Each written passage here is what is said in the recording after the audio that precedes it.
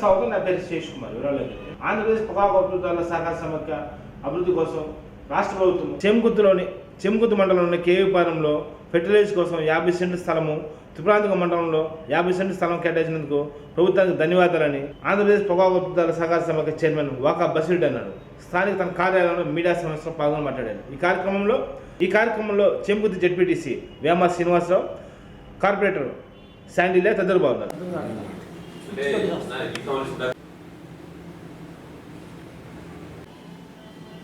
టోటల్గా జగన్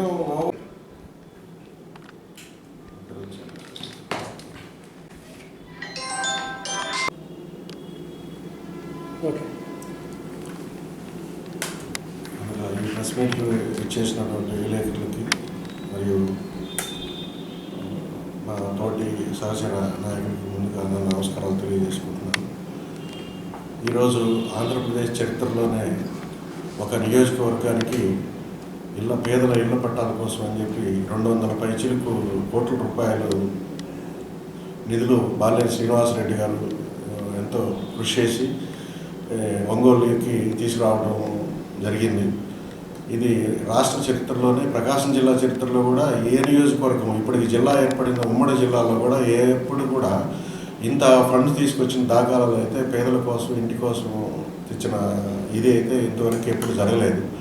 నిజంగా పేదల పాలటి దైవం, పేదల పెన్నిది వాసన్నకి ఆంధ్రప్రదేశ్లో ఉన్నటువంటి మిగతా ఎక్కడ కూడా ఏ నియోజకవర్గంలో కూడా సాధించలేనటువంటి ఘనత మన ఒంగోలుకి పట్టుబట్టి జగన్ గారి ముఖ్యమంత్రి గారి దగ్గర తనకున్న చొరవతోటి ఇంత ఫండ్స్ తీసుకురావడం నిజంగా ఒంగోలు నియోజకవర్గ ప్రజలు చేసుకున్నటువంటి కృషి అదృష్టము. అలాగే ఈరోజు ఈరోజు పేపర్లో ఒక పేపర్లో రాశారు, ఈ వైసీపీలో వింతపోకుండా ర్యాలీ లేదని. నేను ఇంతవరకు చూస్తున్నాను, బర్త్డేలకి ర్యాలీలు చేసుకోవడం ఇంతవరకు ఎప్పుడు మన చరిత్రలో కూడా ఎప్పుడు చూడాలి. కానీ దాదాపు ఒంగోలు నియోజకవర్గానికి వాసన తెచ్చినటువంటి ఫండ్ ఇంతకుముందు గతంలో కూడా ఇప్పుడు ఒకసారి పొరపాటున ఏదో ఒకసారి ఎమ్మెల్యే గెలిచి రోడ్లు వేసి నేను అంతా డెవలప్ చేశాను, ఇవి చేశాను అన్నాడు. ఒకటే ఛాలెంజ్ చేస్తున్నాను, ఈరోజు ఒంగోలు నియోజకవర్గంలో ఇంకొక జన్మెత్తినా కూడా ఇలాంటి నిధులు, గ్రాంట్లు తీసుకొచ్చి జనార్దన్ రావు గారికి లేదని చెప్పి నేను తెలియజేసుకుంటున్నా. పేదల పాలటి పెన్నిది బాలినేని శ్రీనివాసరెడ్డి గారు రాబోయే 2024 ఎలక్షన్లో అఖండ మెజారిటీతో మనము గెలిపించుకోవాల్సిన బాధ్యత ఉంది. ఇంకా కూడా మన ఒంగోలు నియోజకవర్గాన్ని రాష్ట్ర చరిత్రలో ఒక ఆదర్శ నియోజకవర్గంగా తీర్చిదిద్దే బాధ్యతలు కూడా సార్ తీసుకుంటారని మేము భావిస్తున్నాం. అట్లాగే మా టొబాకో గ్రోయర్స్ యూనియన్కి వాసన్న గారు త్రిపురాంతకంలో ఒక 50 సెంట్లు సైటు ప్రభుత్వం నుంచి మాకు ఇప్పించడం జరిగింది. అలాగే చెంకుత్తు మండలం కేవీపాలెంలో కూడా ఒక 50 సెంట్లు సైటు మా ఫెర్టిలైజర్ గోడానికి అవుట్లెట్ పాయింట్కి మన వేమ శ్రీని గారి కృషితోటి, అట్లాగే వాసన్న దీంతో చేతితోటి మేము, అట్లాగే బూచేపల్లి శివ గారు కృషితోటి, మినిస్టర్ నాగార్జున గారు కృషితోటి మాకు స్థలం కేటాయించడం జరిగింది. రాబోయే రోజుల్లో మా యూనియన్ని అత్యధిక లాభాల్లో తీసుకొస్తూ ప్రజలకి, రైతులకి మరి ఇంకా చేరువుగా ఉండాలని చెప్పి మేము భావిస్తున్నాము. ప్రతి రైతుకు కూడా మా యూనియన్ ద్వారా లబ్ధి చేకూర్చాలని చెప్పి మా ఒక సంకల్పం పెట్టుకున్నాము. ఈరోజు యాక్షన్ ఫర్ అన్నిటికీ కూడా ఎంఆర్పి రేట్ల కన్నా కూడా తక్కువ రేట్లు గవర్నమెంట్ ఇచ్చినటువంటి సబ్సిడీని ఉపయోగించుకొని అందరికీ ఎరువులు సప్లై చేయడం జరిగింది. ప్రతి రైతు కూడా జగనన్న గవర్నమెంట్ ప్రభుత్వంలో ప్రతి రైతు కూడా సస్యశ్యామలంగా పంటలు పండినాయి. ప్రతి రైతు కూడా సంతోషంగా ఉన్నారు. అన్ని పంటలకు కూడా ఎంఆర్పి రేటు ప్రకటించి అన్ని పంటలకు కూడా చాలా మేలు చేయడం జరిగింది. ప్రతి రైతు కూడా సంతోషంగా ఉన్నాడు జగనన్న ఈ 5 సంవత్సరాల ప్రభుత్వ పాలనలో. రాబోయే రోజుల్లో కూడా 2024 కూడా అఖండ మెజార్టీతో జగనన్నని ఇక్కడ వాసన్ని గెలిపించుకోవాల్సిన బాధ్యత మనందరి మీద ఉంది. అలాగే ఈ జగనన్న గారికి మీ ద్వారా నేను ఒక విన్నపం చేయదలుచుకున్నాను. ఈ జిల్లాలో కేటాయిస్తున్న సీట్ల కేటాయింపులో యువతకి ప్రాధాన్యత ఇవ్వాల్సిందిగా నేను కోరుచున్నాను. అలాగే మన గిద్దలూరు నియోజకవర్గం మన ప్రణీత్ బాబుకి కేటాయించవలసిందిగా ఆలోచన చేయవలసిందిగా నేను వారికి మీ ద్వారా విజ్ఞప్తి చేస్తున్నాను. ఎందుకంటే యువతను ప్రోత్సహించాల్సిన బాధ్యత మనందరి మీద ఉంది. రాబోయే రోజుల్లో మంచి ప్రణాళికలతోటి ముందుకు తీసుకెళ్లాలన్నా కానీ ఏదైనా సేవా దృక్పథంతో ముందుకు తీసుకెళ్లాలన్నా కూడా యువతకి అత్యంత ప్రాధాన్యత ఇవ్వాల్సిందిగా నేను ముఖ్యమంత్రి గారిని విజ్ఞప్తి చేస్తున్నాను. గారికి మళ్ళా వీళ్ళందరికీ కూడా మరీ ధన్యవాదాలు తెలియజేస్తూ ఈ అవకాశం ఇచ్చినందుకు ముందుగా ఇక్కడికి వచ్చేసినటువంటి పాత్రికేయ మిత్రులకి, అట్లనే మా వైఎస్ఆర్సీపీ నాయకులు, మా టొబాకో బోర్డు రాష్ట్ర చైర్మన్ అయినటువంటి బసిరెడ్డి గారికి, అట్లనే మా జెడ్పీటీసీ చీమకుర్తి వేమ శ్రీనివాస్ గారికి, ఇతర నాయకులకు అందరూ కూడా ముందుగా నమస్కారాలు తెలియజేసుకుంటూ, ఇవాళ ఈ ప్రెస్ మీటింగ్ ముఖ్య ఉద్దేశం యాక్చువల్గా మన వాసన్న గురించి ఇప్పుడే చెప్పారు బసిరెడ్డి గారు. ఇవాళ 25,000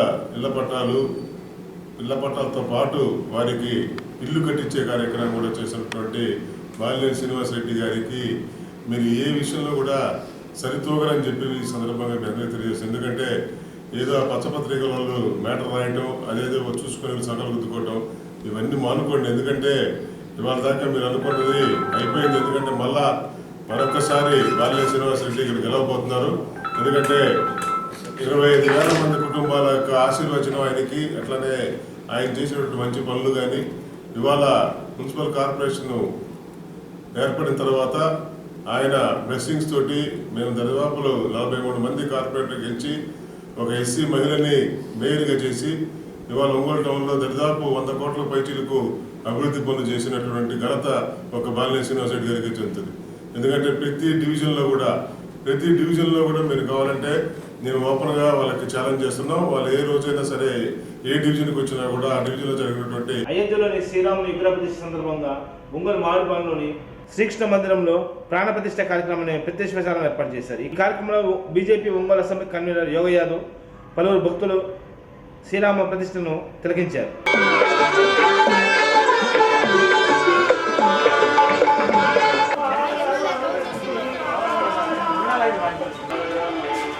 రఘుపతి రాఘవ రాజా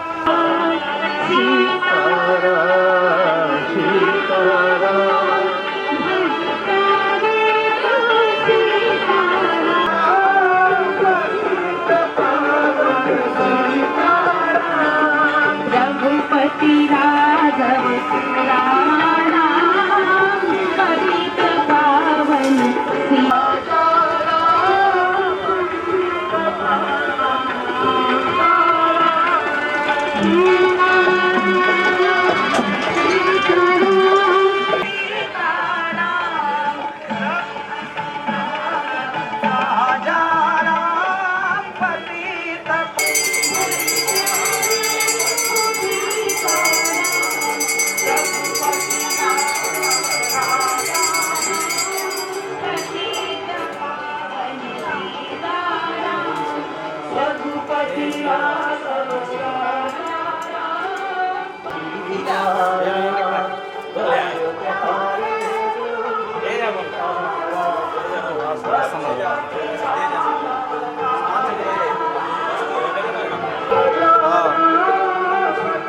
సరే సార్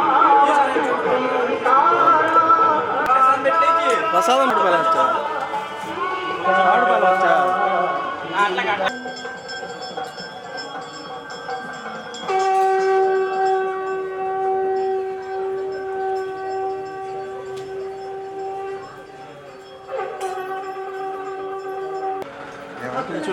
ఈరోజు భారతదేశంలో ఒక సువర్ణ అధ్యాయంగా నిలబడిపోతుంది. ఎన్నో సంవత్సరాల నుంచి మనం ఆశిస్తున్నటువంటి శ్రీరామ ప్రాణ ప్రతిష్ఠ అయోధ్యలో మహావైభవంగా ప్రపంచ దేశాలందరూ కూడా మన దేశం వైపు చూసే విధంగా ప్రధాని మోదీ గారు ఈ కార్యక్రమాన్ని ఎంతో విజయవంతంగా చేశారు. వారికి ముందు భారతీయులందరూ కూడా కృతజ్ఞతలు తెలుపుకోవాల్సిన అవసరం ఎంతైనా ఉంది. అదేవిధంగా ఈరోజు కూడా మన మామిడిపాలెంలో ఈ కృష్ణ మందిరంలో కూడా ఈ శ్రీరామ పట్టాభిషేకం సందర్భంగా ఇక్కడ కూడా మనం రాముల వారికి కార్యక్రమాలు చేసుకున్నాం, ఆధ్యాత్మిక కార్యక్రమాలు. అదేవిధంగా మన మామిడిపాలెంలో ఎన్నో రోజుల నుంచి నిరీక్షించినటువంటి రామ మందిర నిర్మాణం కూడా జరుగుతూ ఉంది. ఈ సందర్భంగా మన రామ మందిరంలో కూడా ఈరోజు మేము కూడా ఒక కార్యక్రమం చేపట్టి ఆ ఆశీస్సులు కూడా రామాలయానికి ఉండాలని అందరినీ కోరుకుంటూ ఈ కార్యక్రమాన్ని జయప్రదం చేసినటువంటి భారతీయులందరికీ కూడా మరొకసారి ధన్యవాదాలు. మరో విధంగా మన మామిడిపాలెం చుట్టుపక్కల గ్రామ ప్రజలందరికీ కూడా ఈ కార్యక్రమంలో పాల్గొని ఈ కార్యక్రమాన్ని జయప్రదం చేసినందుకు మరొక విధంగా అందరికి కూడా శ్రీరామచంద్రమూర్తి అందరూ ఆశీస్సులు ఉండాలని, అదే మామిడిపాలెం అభివృద్ధి కమిటీ తరఫున, సీతారామస్వామి మందిర కమిటీ తరఫున అందరికీ మరొకసారి ధన్యవాదాలు కృతజ్ఞతలు తెలుపుకుంటూ రేపు జరగబోయే మామిడిపాలెంలో రామ మందిర నిర్మాణ కార్యక్రమంలో కూడా మీరందరూ కూడా పాల్గొని ఫిబ్రవరి 2వ తారీఖు నాడు రామ మందిరం స్లాబ్ కార్యక్రమం జరుగుతుంది కాబట్టి ఆ కార్యక్రమం అందరూ పాల్గొనవలసిందిగా కోరుకుంటూ సెలవు తీసుకుంటాం. అందరికీ నమస్కారం. కోట్లాది మంది భారతీయుల కళ దశాబ్దాల తరబడి ఎన్నో పోరాటాలు చేసి ఈ రోజున నరేంద్ర మోడీ గారు అయోధ్యలో శ్రీరాముని ప్రతిష్ఠ చేశాడంటే దాని వెనక 500 సంవత్సరాల చరిత్ర దాగి ఉంది. ప్రధానంగా ఆ రోజున ముస్లింలు మొఘల్ చక్రవర్తులు అయోధ్య మీద దాడి చేసి ఆ అయోధ్యలో ఉన్నటువంటి లక్షలాది మంది హిందువుల్ని వధించి అక్కడున్నటువంటి రామాయణాన్ని ధ్వంసం చేసి దాని మీద మసీదు కడితే ఆ మసీదుని పడగొట్టి మళ్ళా హిందువులు దాదాపు 77 సార్లు ఉద్యమాలు చేశారు, పోరాటాలు చేశారు. ఆయన కళ నెరవేరాల, హిందువుల కళ నెరవేరాల. ఆ రోజులు మొఘల్ సామ్రాజ్యంలో అప్పటికి మరి శ్రీరామచంద్రుడి సూర్యవంశ క్షత్రులు అంటారు. వాళ్ళు సూర్యవంశ క్షత్రులు అనేటువంటి వాళ్ళు ఈరోజు కూడా అయోధ్య చుట్టుపక్కలలో దాదాపు ఒక 2 లక్షల 3 లక్షల మంది ఉన్నారు. వాళ్ళందరూ కూడా అప్పుడు శపథం చేశారు, కాళ్ళకి చెప్పులు వేసుకోకూడదు, తల పాక కూడదని. ఇప్పుడు కూడా అదే జరుగుతుంది. ఈ రోజున మేమందరం సంతోషించింది ఏంటంటే ఆ 2 ఉద్యమాల్లో కూడా నేను ప్రత్యక్షంగా పాల్గొన్నాను కనుక ఈ రోజున రామ మందిరం ఈరోజు అక్కడ ప్రతిష్ఠ జరుగుతుంటే మాకంటే కూడా సంతోషించే వాళ్ళు ఇంకెవరు లేరు. ఇదే విధంగా ఆ రోజు ఆ ఉద్యమంలో అనేక మంది మన కరసేవకులు కోల్పోవడం జరిగింది. మరి వాళ్ళందరూ కూడా ఈ సందర్భంగా ఆ రోజు మనము కరసేవకులందరూ కూడా నివాళులర్పిస్తున్నాం. ఈరోజు అయోధ్యలో భవ్య రామ మందిరం మరి ఈ ప్రతిష్ఠ జరగడానికి ఈరోజు దేశ ప్రజలందరూ కూడా ఎంతో ఉత్కంఠ జరిగితే ఈరోజు కార్యక్రమం పూర్తయింది. ఇది ఒక శుభదినం. అదేవిధంగా ఈరోజు మన మామిడిపాలెంలో కూడా ఈ యొక్క దీని గురించి ప్రతిష్ఠ గురించి కార్యక్రమం చేయాలనుకుని మామిడిపాలెం ప్రజలందరూ కూడా సహకరించారు కనుక మరొక్కసారి అందరికీ నమస్కారం తెలియజేస్తాం. కోడిగత్తు కేసులో కోర్టుకు రావాలి జగన్, సాక్ష్యం చెప్పాలి జగన్ అంటూ డిమాండ్ చేస్తూ ఒంగోలు కలెక్టరేట్ వద్ద మాల మహానాడు జిల్లా అధ్యక్షుడు దారా అంజయ్ ఆధ్వర్యంలో నిరసన కార్యక్రమం చేపట్టారు. ఈ కార్యక్రమంలో దళిత హక్కుల పరిరక్షణ సమితి నాయకులు నీలం నాగేంద్ర, చప్పటి వెంగళరావు, కాకుమాన రవి, ఆంజనేయ మాదిగ, వెంకటేశ్వర్లు, కృష్ణ తదితరులు బాగున్నారు.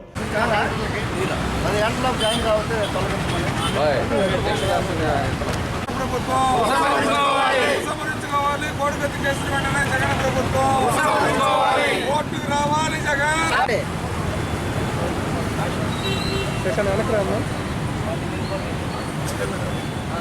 అన్నా నివేదాలు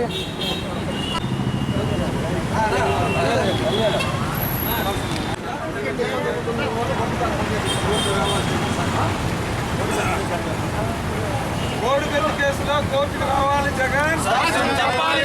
కోడిగత్తు కేసులో కోర్టుకు రావాలి జగన్. కోడిగత్తు కేసులో కోర్టుకు రావాలి జగన్. కోడిగత్తు కేసులో కోర్టుకు రావాలి జగన్. కోడిగత్తు కేసుని జగన్ ప్రభుత్వం వెంటనే ఉపసంహరించుకోవాలి.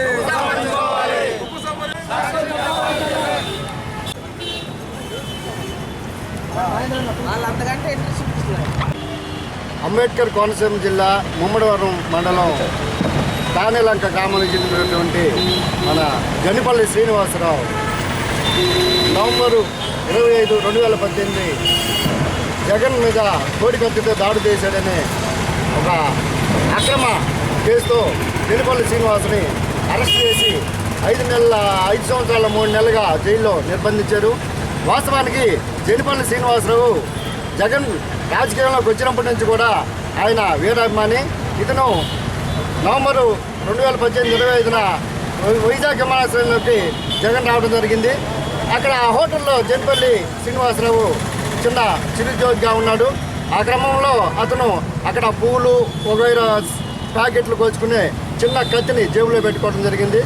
ఈ జనాలు ఈ ఫ్లోటింగ్ వల్ల ఆ వీరాభిమానాన్ని జనిపల్లి శ్రీనివాసరావు జగన్మోహన్కి దగ్గరగా పోవాలనే ఆవేశంతో అతను చెయ్యి దగ్గరికి పోవడం వల్ల ఈ జనిపల్లి శ్రీనివాసరావు ఉన్నటువంటి చిన్న కత్తి జగన్కి తగలడం జరిగింది. దాన్ని కోడికత్తి డ్రామాగా జగన్ని చంపడానికి వచ్చాడని ఈ కోడికత్తి డ్రామా ఒకటి సృష్టించి ఇతన్ని అక్రమంగా 5 సంవత్సరాల నుంచి జైల్లో నిర్బంధించడం జరిగింది. ఈ కేసుని ఎన్ఐఏ వాళ్ళు కూడా ఈ కేసులో ఎలాంటి కుట్ర కోణం లేదని చెప్పేసి నేషనల్ ఇన్వెస్టిగేషన్ ఆఫ్ ఇండియా వాళ్ళు కూడా తేల్చడం జరిగింది. కనుక జగన్మోహన్ రెడ్డి కోర్టుకు వచ్చి సాక్ష్యం చెప్పాలనే డిమాండ్ తోటి మేము ఈరోజు ఈ నిరాహార దీక్ష చేస్తున్నాము.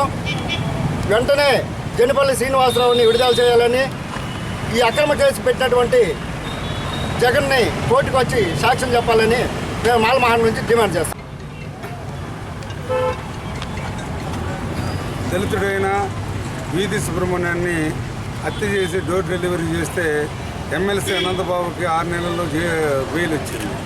అదేవిధంగా వైఎస్ వివేకానందరెడ్డి జగన్మోహన్ రెడ్డి బాబాయిని చంపిన కేసులో సిబిఐ ఇంతమటికి అవినాష్ రెడ్డిని అరెస్ట్ చేయలేదు. కానీ కోడికత్తి సీను 5 సంవత్సరాల 3 నెలల జైలు మోగుతున్నాడు. వెంటనే అతనికి బెయిల్ ఇవ్వాలి. ఎన్ఐఏ కుట్రకోణం లేదని కుట్రకోణం అంటూ ఏదైనా ఉంటే జగన్మోహన్ రెడ్డి వైఎస్ఆర్ పార్టీదే కోడికత్తి కేసులో కుట్రకోణం ఉంది. ఈ కేసులో స్టే తెచ్చుకున్నాడు జగన్ కోర్టు చుట్టూ పోకుండా.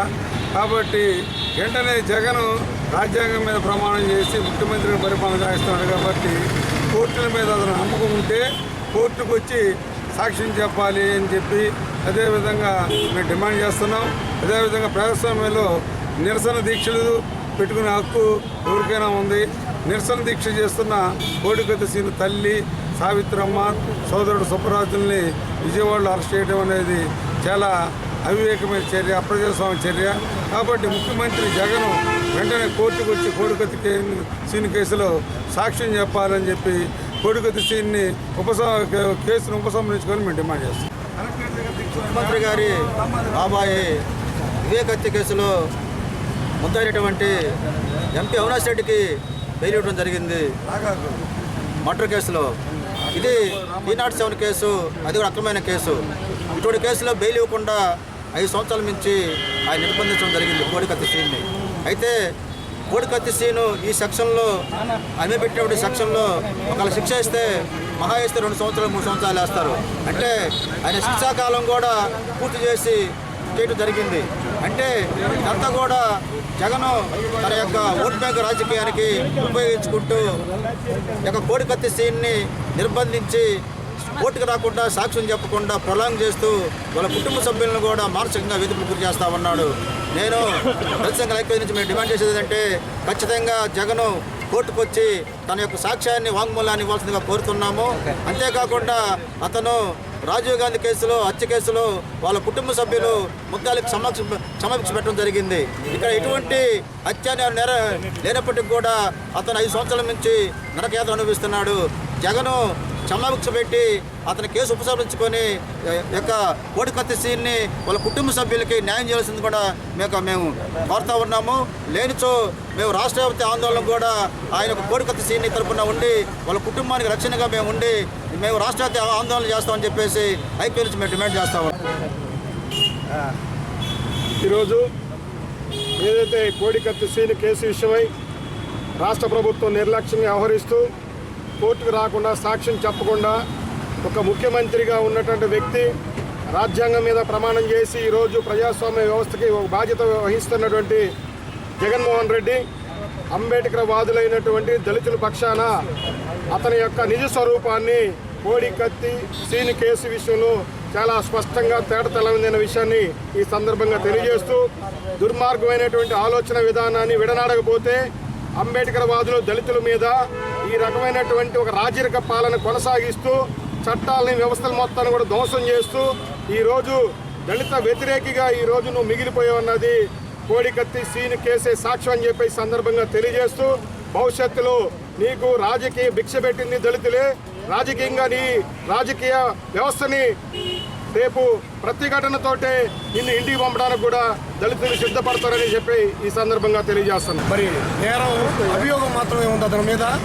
మరి అతన్ని 5 సంవత్సరాల నుంచి మరి బెయిల్ లేకుండా మరి జైల్లోనే 4 గోళ్ల మధ్య హింసించడం అనేది మన ప్రజాస్వామ్య దేశంలో ఇది మంచి పద్ధతి కాదు.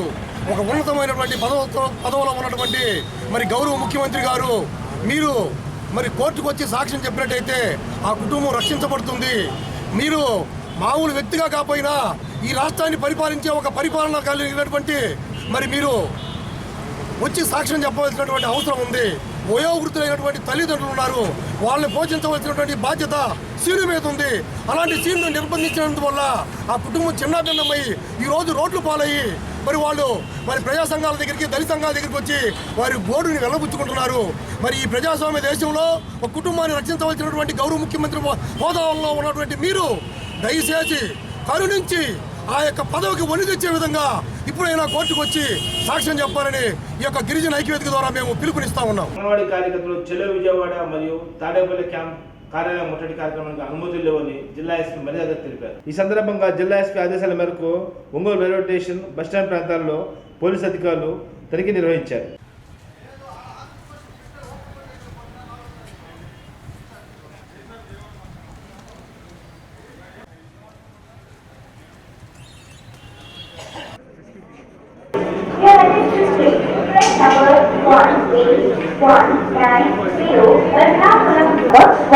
దయచేసి వినండి.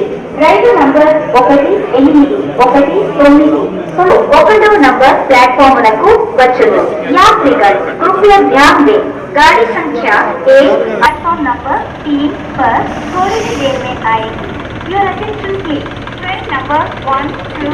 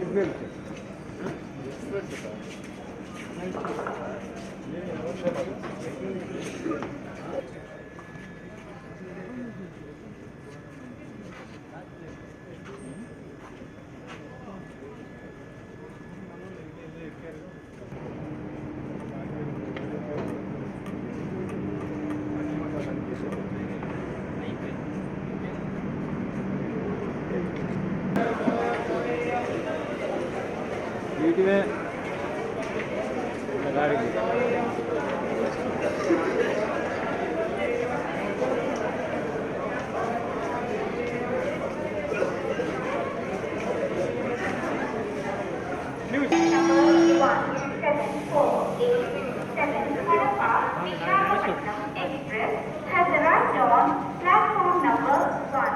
దయచేసి వినండి. రైలు number 1747 Kadapa Visakhapatnam. Bengaluru railway station 3వ నంబర్ ప్లాట్ఫామ్ వచ్చింది.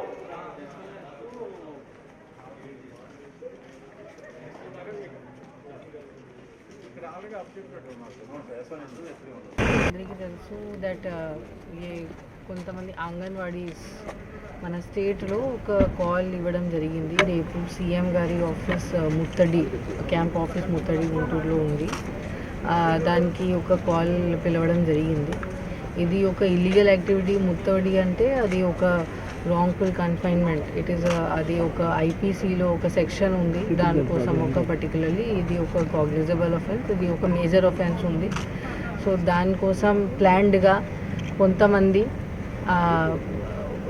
అంగన్వాడీస్తో పాటు కొంతమంది అఫిలియేటెడ్ ఆర్గనైజేషన్స్, ఫర్ ఎగ్జాంపుల్ కొంతమంది బిలాంగింగ్ టు C2 ఇలాంటి పర్సన్స్ వాళ్ళకి అంగన్వాడీ వర్కర్స్కి ప్రొవోక్ చేసి ఇది ఒక ఇల్లీగల్ యాక్ట్ చేయడానికి రేపు ప్లానింగ్ సిద్ధమయ్యారు. సో దానికి మనం స్టాప్ చేయడానికి మన police department entire government machinery దానికోసం పనిచేస్తున్నాము.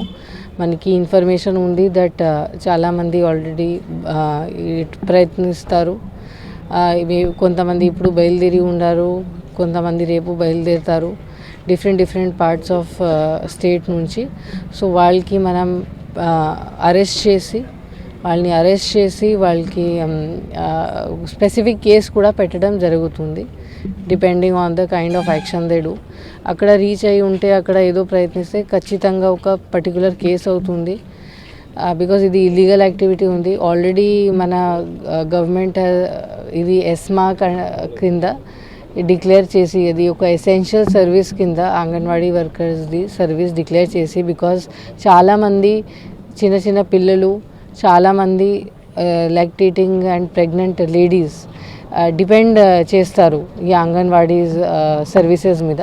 ఇది ఒక చాలా ఇంపార్టెంట్ గవర్నమెంట్ సర్వీస్ ఉంది అండ్ మోర్ దెన్ 45 days నుంచి ఇది వాళ్ళకి అవైలబుల్ లేదు. సో దానివల్ల మన కామన్ పబ్లిక్ చాలా సఫర్ అవుతున్నారు. సో దానివల్ల ఇది ఒక ఎసెన్షియల్ సర్వీస్ డిక్లేర్ చేసి అందరికీ నోటీసెస్ కూడా ఇవ్వడం జరిగింది to join back the service. చాలామంది జాయిన్ కూడా చేసి ఉన్నారు, బట్ కొంతమంది జాయిన్ చేయలేదు. వీళ్ళు కొంతమంది వాళ్ళకి ప్రొవోక్ చేస్తున్నారు, వాళ్ళకి ఇబ్బంది పెడుతున్నారు. అలాంటి పర్సన్స్ మీద కఠిన చర్య తీసుకోవడం జరుగుతుంది. సో ఇప్పుడు మనం ఒంగోలులో all railway stations, bus stands, vehicle checking కూడా అన్ని చోట్ల పెట్టడం జరిగింది. ఎక్కడ మనకి ఐడెంటిఫై అయితే వాళ్ళ మీద కేసు కట్టడం జరుగుతుంది. నా రిక్వెస్ట్ ఉంది వాళ్ళ అంగన్వాడీస్ నుంచి కి ఇది ఒక ఇల్లీగల్ యాక్ట్ ఉంది, ఇలా మనం చేస్తే అది బాగుండదు. ఏం గ్రీవెన్సెస్ ఉంటే అది లాజికల్గా ప్రాపర్ ఛానల్తో ప్రాపర్ మీన్స్తో ఎక్స్ప్రెస్ చేయాలి. ఏం యాక్సెప్ట్ అయితే అవుతుంది, బట్ ఇది మనం in our democracy as per our legal means whatever we want అది మనం ఎక్స్ప్రెస్ చేయాలి. ఇలాంటి ముత్తడి కోసం డిక్లేర్ చేయడం అది చాలా పెద్ద నేరం ఉంది. దాని మీద మనం చాలా గట్టిగా ఉంటాము. ఇప్పుడు నేను కూడా పర్సనల్గా వచ్చి bus stand, check post, railway stations చేశాము, చెక్ చేయడం జరిగింది. చాలామంది ఫోర్స్ కూడా మొత్తం డిస్ట్రిక్ట్ది ఫోర్స్ మొబిలైజ్ చేయడం జరిగింది. అందరూ ఈ పని మీద ఉన్నారు. సో చాలామందికి నోటీసెస్ కూడా సర్వ్ చేయడం జరిగింది. మోర్ దాన్ 1000 మెంబర్స్కి ఆల్రెడీ నోటీసెస్ సర్వ్ చేయడం జరిగింది to not take part in this activities. ఇది మీరు రిక్వెస్ట్ అనుకోవచ్చు, వార్నింగ్ అనుకోవచ్చు. అది పట్టుకుంటే దాని మీద చాలా స్ట్రిక్ట్ యాక్షన్ తీసుకోవడం జరుగుతుంది. ఎక్స్ప్రెస్ మరికొద్ది సేపట్లో 1వ నంబర్ ప్లాట్ఫామ్లకు వచ్చును. యాత్రికులు your attention please. Train number 18190 Ernakulam Tata Junction Express vehicles 3 వచ్చాయి. ఒక రూపర్ 2 బస్సులు వచ్చాయి.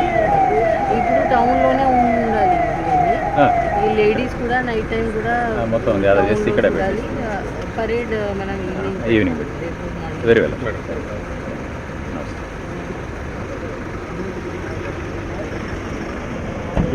వార్తల సమయంలో నమస్కారం.